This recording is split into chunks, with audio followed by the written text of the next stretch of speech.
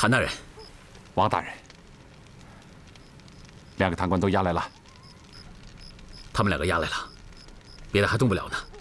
把这两个贪官押到聂司衙门大牢里去。是，押走。里面去的。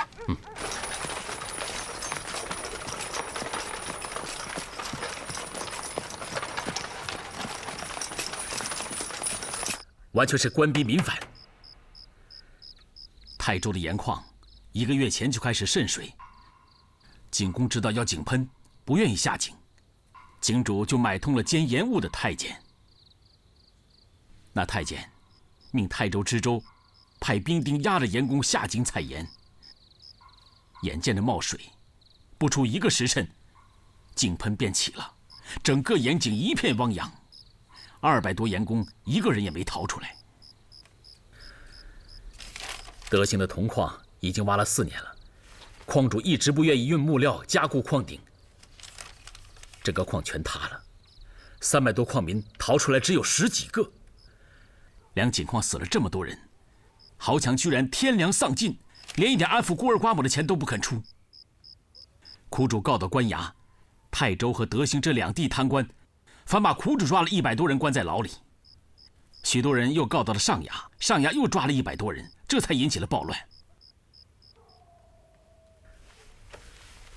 原因只有一个，以宫里的监矿太监为首，德兴和泰州从县衙到州衙到府衙，每年都在井矿拿分润银子，这才酿此大祸，百姓怎能不反？子弟兄，朝廷有名誉，这件事让我与你直接会同处置。地方官员由我会同南京督察院严审严查，然后上报朝廷，查出一个就抓一个。宫里监井矿的太监，则由你密奏皇上严参。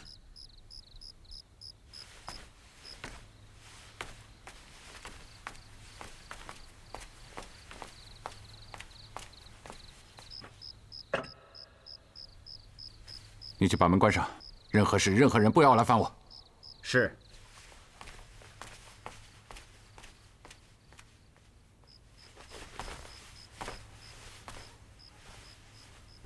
又有谁打招呼了吗？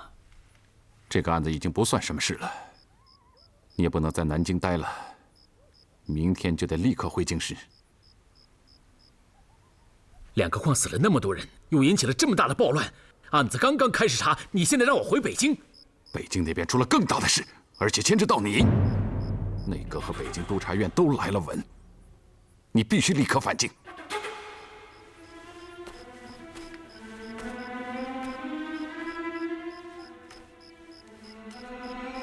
刚峰出事了。是。海刚峰已经被抓了。他上书了。是，奏书的抄件，那个已经急递给我，触目惊心呐。可否给我一看？你最好一个字不看，一个字都不知道为好。我现在知道他为什么怂恿我向督察院讨了这个差事，离开北京。我早就应该想到，他只是不想牵连我。太夫人呢？嫂夫人还有身孕呢，他们怎么办？你不要管了，你也管不了了。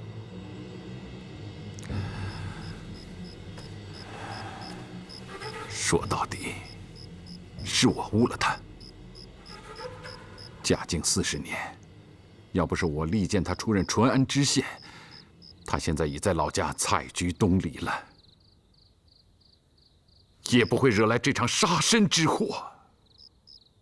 太夫人、嫂夫人已经被李太医送到南京了，天大的干系，我都会照看他们。你回到北京，一是把自己说清楚，二是这边牵扯到宫里拿赃银的事，先一个字也不要说。这个时候再牵扯到宫里，陈洪更会怂恿皇上杀人的。给我备马，我现在就走。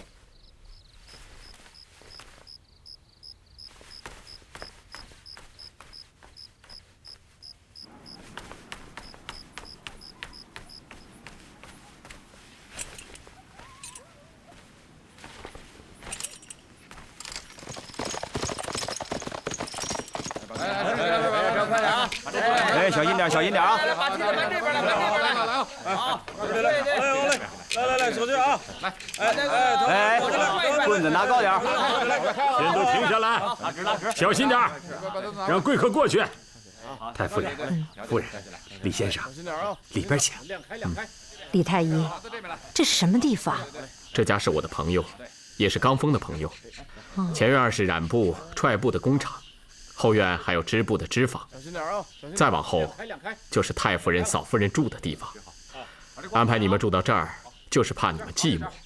白天呢，可以看看他们织布，把海南的织布技巧传授给他们，一旧两变，你们住着也安心呢。多承李太医想的周到，白天能帮他们织些布，也不白住人家的屋子。李太医，刚才你说这家主人也是主席，我怎么没听说过？说起来，太夫人就知道了。这个人就是刚峰兄任淳安知县时那个杭州知府高知府。后来经理抓了又被罢了官的那个翰林，正是此人。太夫人请啊，这边。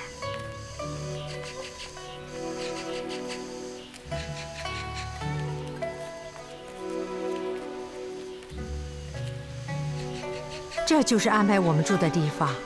对，就是这里。我们家老爷和夫人听说太夫人和夫人来，真是高兴的不行啊，特意吩咐，请太夫人和夫人一定要住在这里。你老要是不住，小的们就要挨骂了。我家老爷和夫人正从松江往南京赶，今晚就能到。今天3月24了，汝贤说他5月初就能到南京。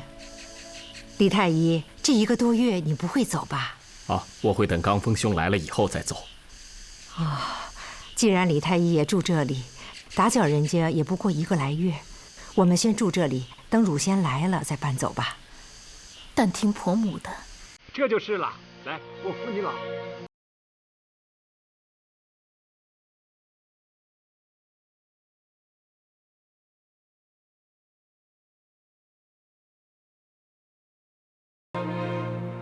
50岁的儿子，在海母的记忆中，从来就没有对母亲说过一句谎话。可这一次，儿子对母亲的承诺将成为永远不能相见的等待。转眼到了5月初5，朝廷的清流理学之臣已经聚集在督察院大堂，奉命在这一天驳斥海瑞在奏书里攻击皇上的言辞，然后论罪。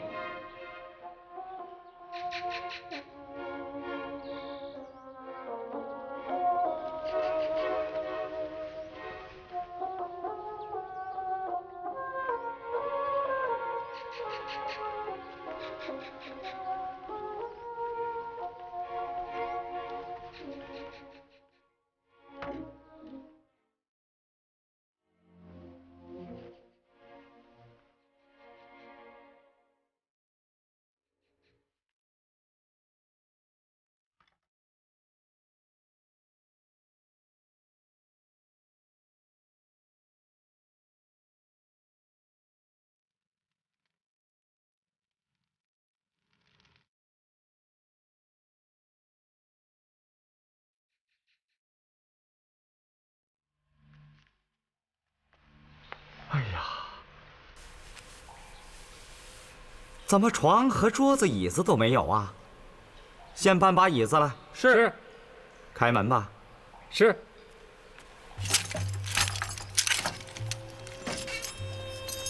就放在这儿吧。是。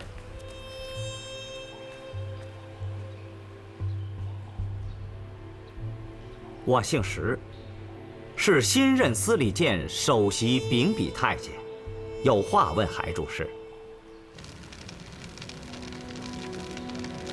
我是奉旨来问话的。皇上说了，你可以坐着回话，也可以站起来回话。不用我帮你站起来吧？你是个清官，这是皇上的原话。皇上说了，你想做比干，他却不是纣王。大明朝不是商朝，没有比干，也没有纣王。这句话回得好，我会如实回之。我来有2番意思要告诉你。第一番意思是皇上的意思，你听好了。请说。现在已是卯时，再过1个时辰，你就要在督察院大堂受审。审你的是督察院、通政史司、翰林院国子监那些御史翰林和给事中。你的奏书也都早发给他们了，他们要将你说的那些不通的话一句句给驳了。皇上叫我问你一声，面对他们的驳斥，你有没有话回呀？该回的便回。哪些该回？哪些不该回？啊？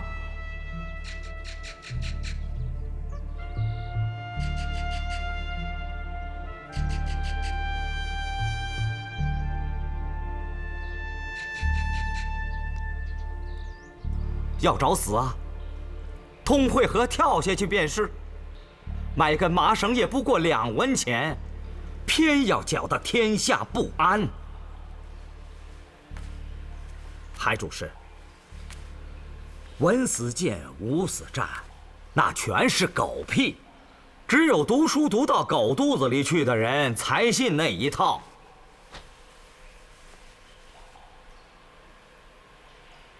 一句话，待会儿到了督察院大堂，你在那些人面前认个错，皇上就会放了你。啊，那些人也不会因为你再受牵连。我想听石公公的第2番意思。你的那道书已经牵涉到了我大明朝的根本。我说这话，你听不听得懂啊？请说下去。大了我不说，就说宫里、镇抚司，就有很多人受到了你的牵连。吕方、吕公公，人都到南京去了。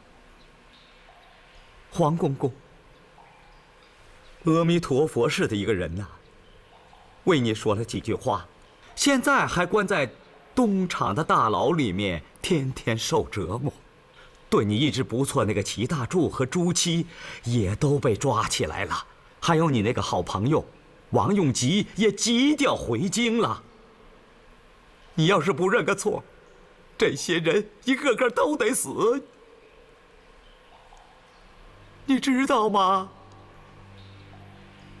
这些你都想过没有啊？我怎么救他们？陈公公，阁老，辰时整了，是否应该催催？那个海瑞该押来了。不急，海瑞什么时候押来，还得后旨。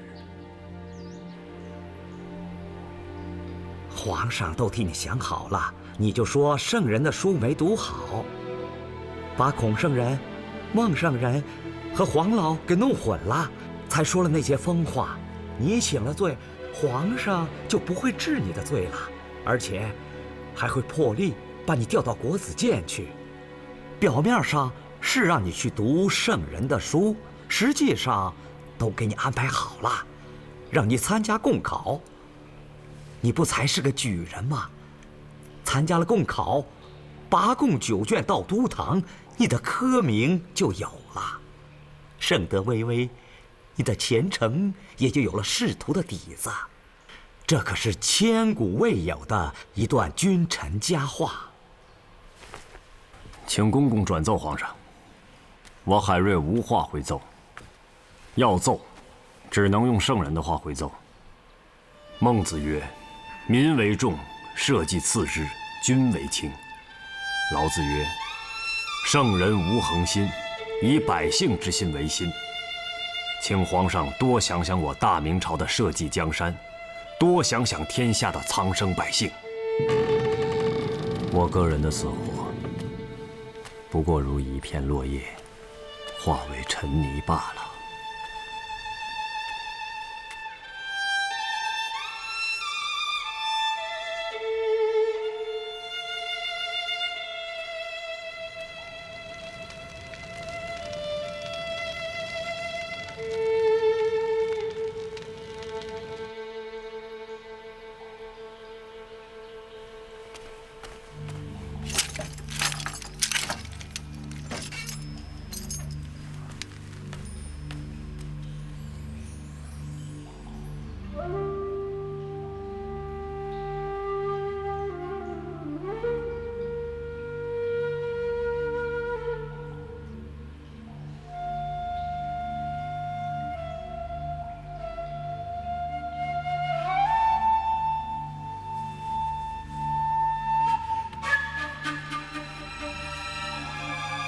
那么多人审你，谅你也不会心服口服。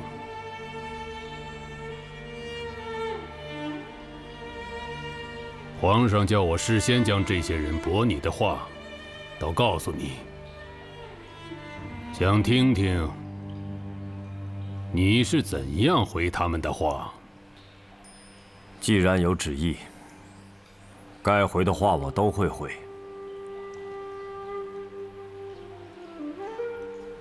大人能否告诉我，你在哪个衙门任职？和你一样，在大明朝任职。你只管回话。那就请问吧。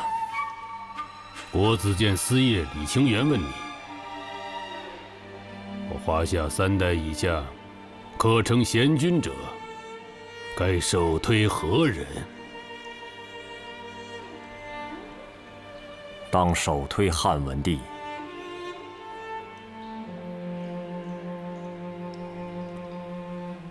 文帝之贤，文景之治，后世莫不颂之。你却在给皇上的奏书里引用狂生假意之言，求全苛责，借贬义汉文帝，以贬义当今圣上。如此贤君尚被如此攻击，你心目中的贤明之君是谁？尧舜禹汤。李清源问的是3代以下。臣的奏书里已经说了，3代以下，汉文帝堪称贤君。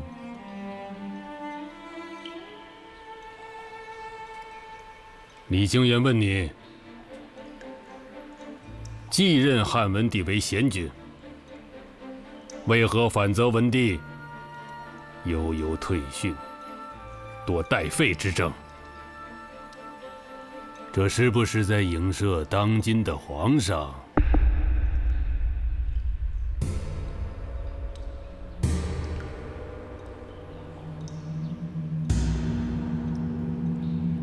为什么不回话？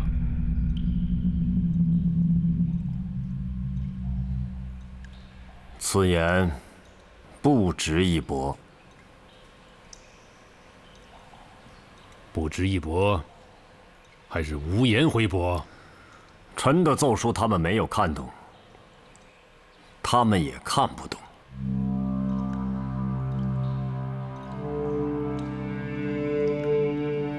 因此，不值一驳。好大的学问！有旨意，你必须回驳。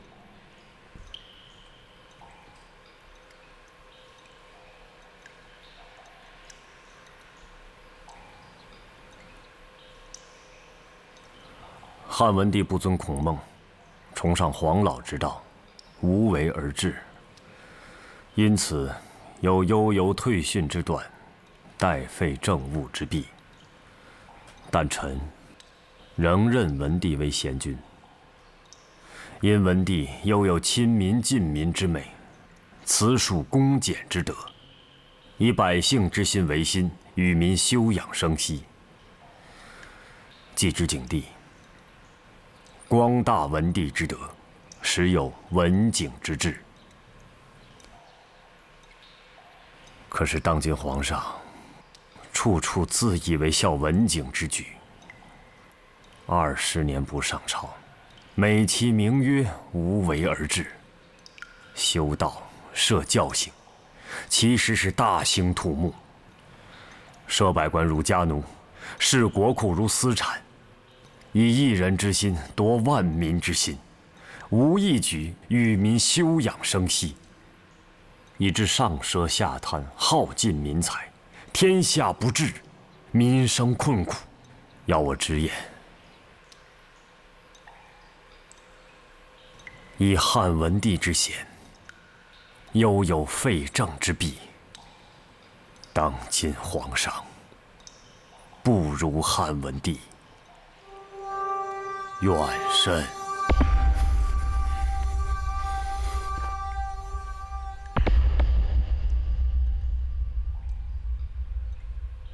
大明朝设官吏数万，竟无一人敢对皇上言之。我若不言，煌煌史册自有后人言之。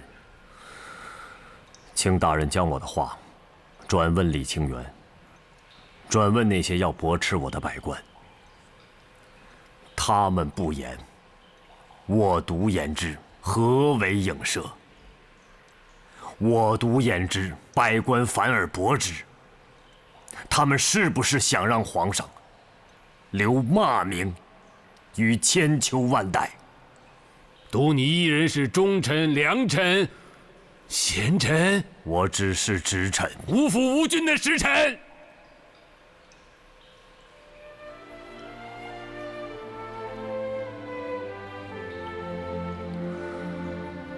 大人，能否将我的话转奏皇上？说。我4岁便没了父亲，家母守节，一人将我带大。初尔为官，家母便谆谆诲之。儿虽无父，既识君禄，君及尔父。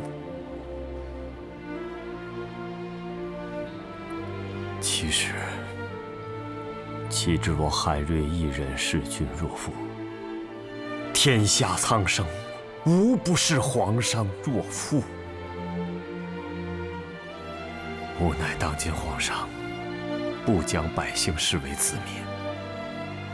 中庸元党以来，从宫里24衙门派往各级的宦官，从朝廷到省府州县，所设官员，无不将百姓视为鱼肉。皇上身居西苑，一意玄修，几时察民间之疾苦？几时想过几千万百姓虽有君而无父，虽有官而如盗。两京13省，皆是饥寒待毙之婴儿，刀俎待割之鱼肉。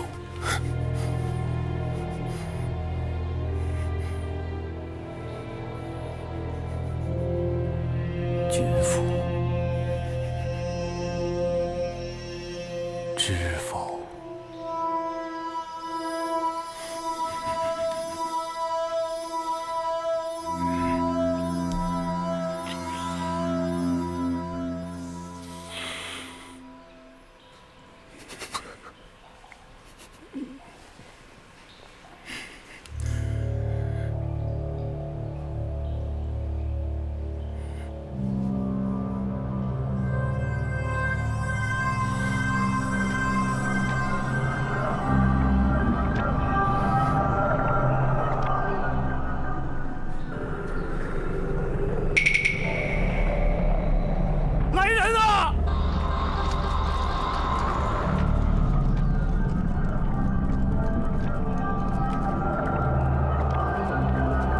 海瑞，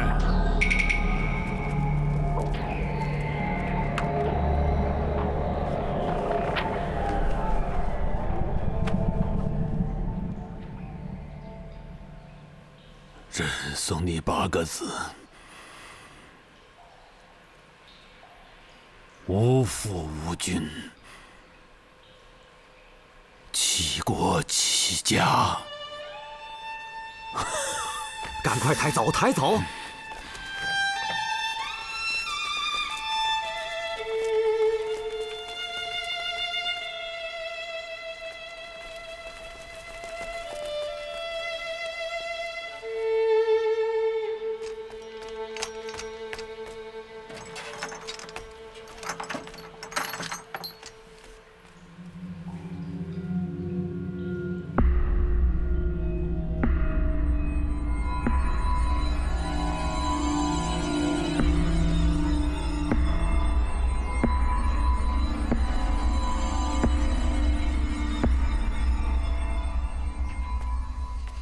怎么回事？都4时了，是不是另有旨意？是。有旨意。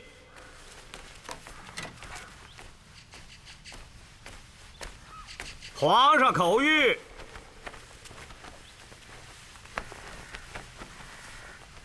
海瑞何许人？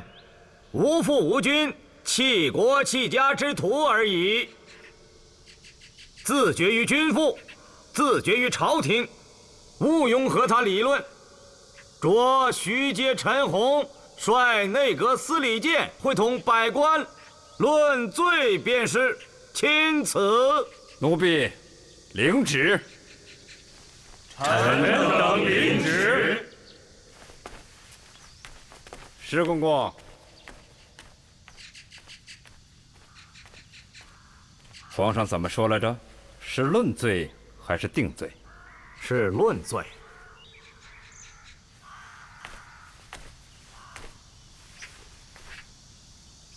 那就论吧。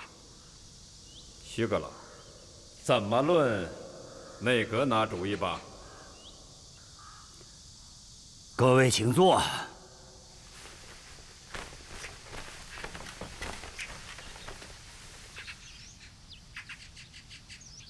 海瑞那道奏书，1月前就分发给了诸位，诸位也都写好了驳他的奏本，大家就照着自己的奏本论吧。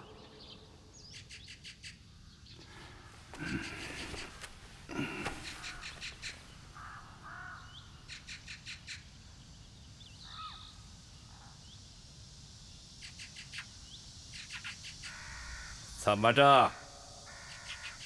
都想抗旨吗？孽障！从左边第1个开始，一个个的说。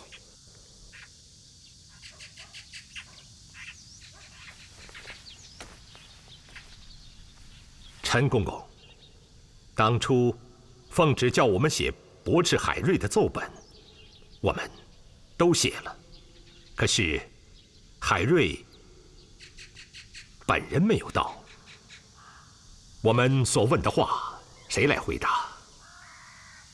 无人回答，那让我们怎么论罪呢？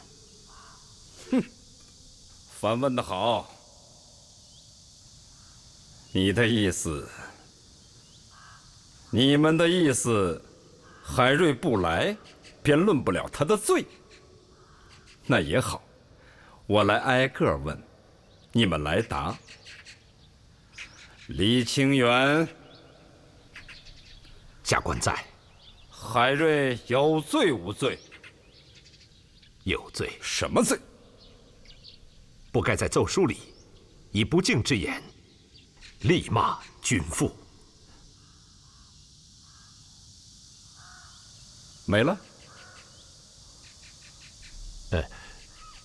下官已经回答了。我问你，他力骂君父那些话对不对？力骂君父，便是不对。绕圈子是不是？我要你回答，他骂的那些是骂的那些话，对不对？天下无不是的父母，更无不是的君父。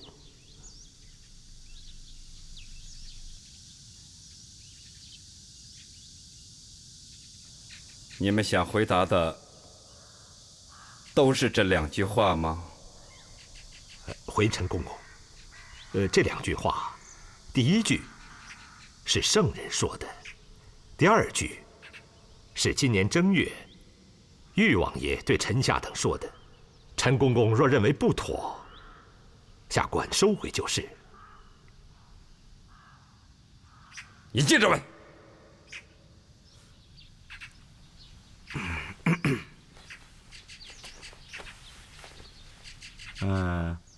既然大家都写了博海瑞的奏本，我看就把奏本里的话摘出来，纂成1本，然后由内阁用底报发至各省，3法司也可以以此定海瑞的罪了。石公公，这是正论。要不然，每个人把自己的奏本念1遍，几天也念不完。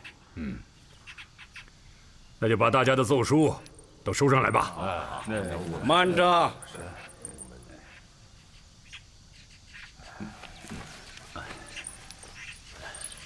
有些人的奏本已经誊成了1份，交到了宫里，可有些人的奏本还没看呢。王永吉，下官在。你的奏本好像就没有呈上来嘛？是，下官的奏本是昨晚赶写的，今早写完的。你的奏本里是怎么论海瑞的罪的？回陈公公，并禀报徐阁老，下官的奏本写的是这一次奉旨清查开化、德兴2县因官员贪墨造成的矿民暴乱一案的始末，请内阁司礼监转呈皇上。露出尾巴了不是？2月17，群臣上贺表，海瑞上了那道辱骂君父的奏本，今日旨意叫大家上驳斥海瑞的奏本，你却上了一道什么清查贪墨的奏书，2个人配合的不错嘛。王永吉，我问你，海瑞上的那道奏本，你们是如何商量的？回陈公公，海瑞上这道奏书，并没有与我商量过。咱家瞧不起的就是你这号人。司礼监接到的呈报，去年7月，海瑞被调到京师，就你与他频相往来，多次彻夜长谈。等到海瑞要上书了，你却向督察院讨了个去南边查案的差事。现在海瑞抓起之后，你再回来，你当然可以推得干干净净，可又觉得写个奏本来驳斥他，实在说不过去，便弄了个查案的奏本来蒙混过关。王永吉，你也忒小人了吧？啊？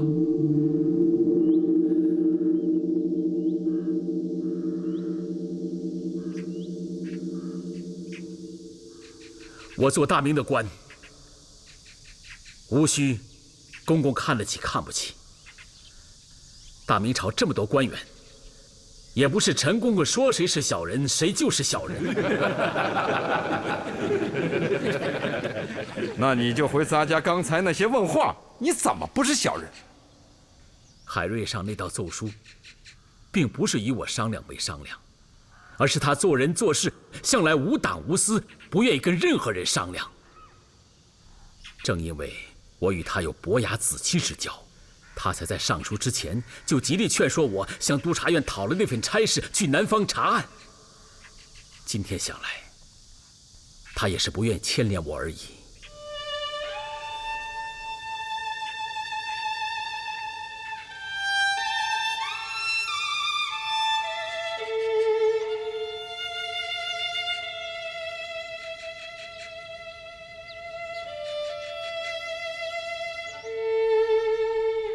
就此一点，海瑞不愧有古君子之风啊！与他相比，我愿意承认自己是小人，可不是陈公公说的那种小人。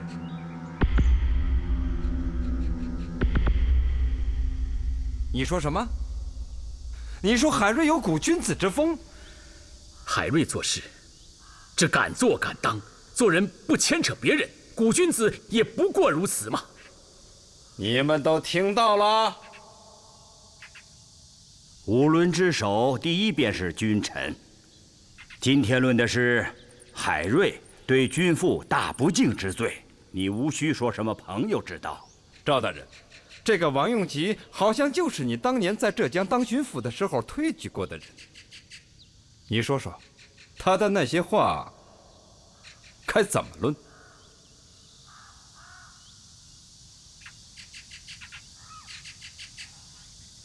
徐阁老刚才说的话，就是政论。怎么是政论？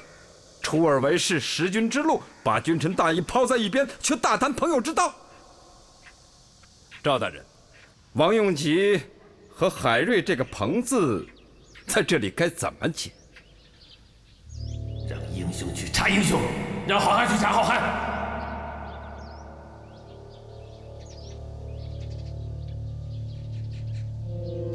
在朝官员，不论君父，只论朋友，便是朋党。承认是朋党就好。按内阁的意思，将这个朋党给我抓喽！慢，徐阁老，在下的奏本里有参陈公公的手下监景况太监贪墨的情状，望内阁转呈皇上。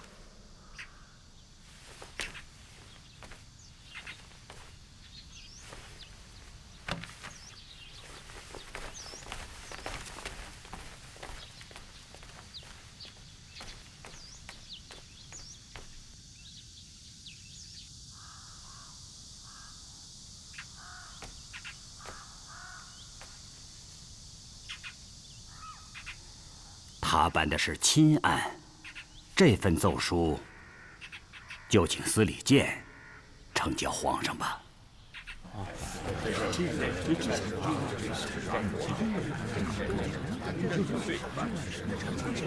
肃静！内阁既然说在这里无法论罪，就按你们的意思，把个人奏本里驳斥海瑞的话摘出来，交三法司定他的罪。还有这个王用吉，还有宫里的黄锦、镇抚司的朱祁、齐大柱，都是朋党，一起论了罪，拟个票，报皇上。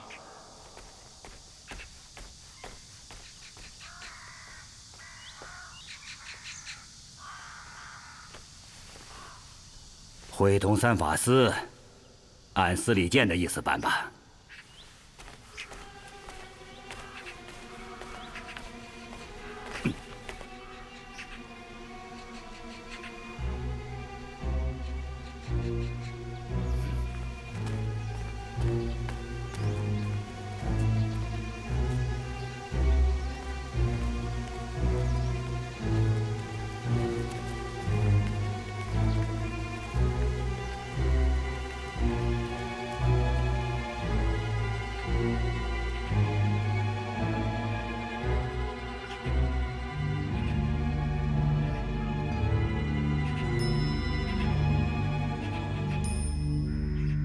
真者，吉也。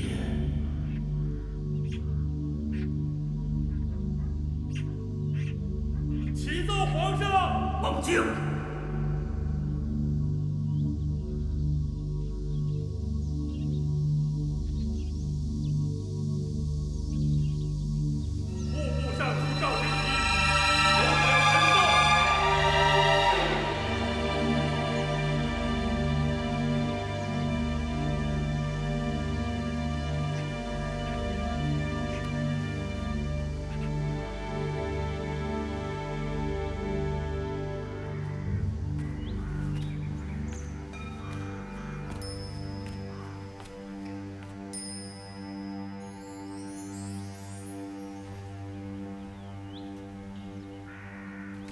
皇姐，皇姐。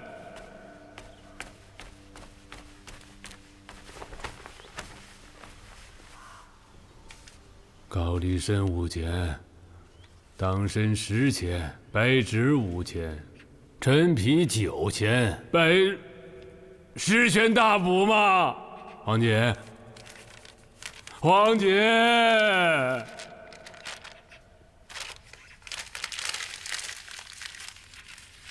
叫这2个废物滚出去！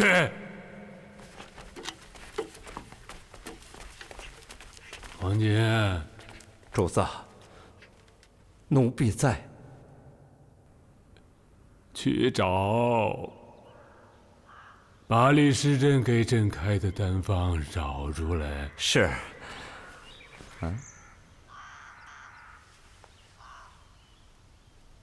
请问主子，什么李时珍，什么单方啊？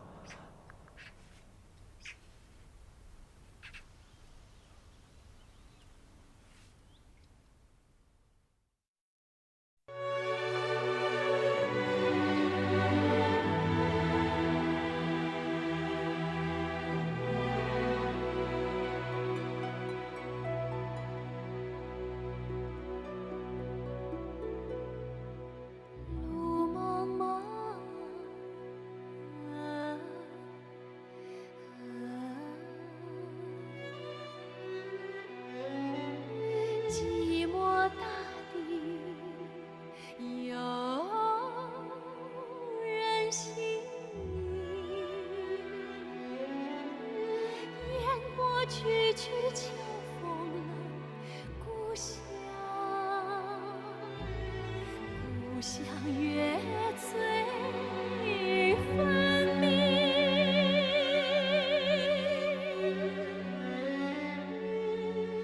但愿记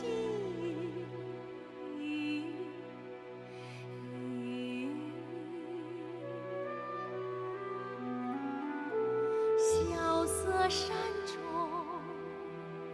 感一程，登临心系天下事，脚踏中原路不平，万里奔行，只为苍生。一路长江笑，一笑黄河清。悲欢痛，有乐与共。万里奔行，只为苍生。一路长江笑。一笑黄河清，悲欢痛，有乐与共。云在青天，水在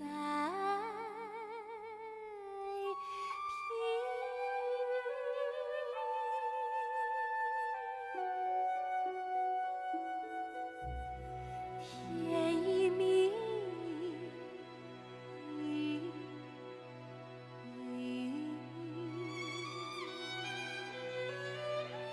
几人醉卧，几人醒，